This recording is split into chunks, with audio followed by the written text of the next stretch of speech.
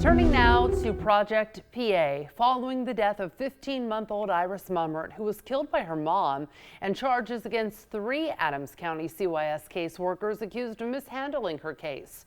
Right now in Pennsylvania, if you have an issue with the way a child welfare case is being handled, you don't have many options on where you can turn. And that's why CBS 21's Jessica Babb has been continuing to investigate the need for maybe a more robust office of the child advocate in PA.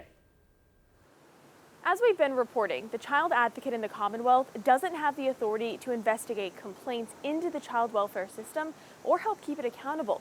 That authority can only come from legislation. In the last 20 years, lawmakers have tried. There's been at least 16 attempts, but none of the legislation that's been written has even made it out of committee. The governor's office says they are working with stakeholders assessing the future of the child advocate's role in Pennsylvania. But we don't have to reinvent the wheel. We already have a similar model in place through the Department of Aging.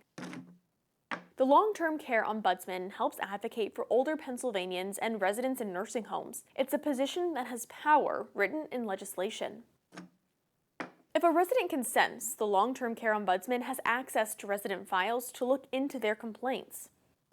The office comes with a budget of more than $713,000, and they have a staff of 10 state office positions, 147 local program staff, and 194 volunteer ombudsmen.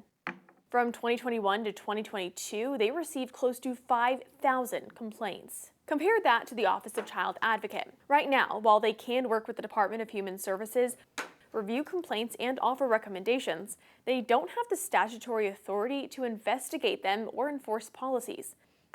The budget isn't clear. The governor's office couldn't tell me how much is spent on this office, and right now it's an office of 1. And while complaints aren't tracked, the governor's office says the child advocate only receives about 5 complaints a month. Child welfare advocates say having a more robust child advocate in Pennsylvania would help create more accountability and a system of checks and balances. For CBS 21, I'm Jessica Babb.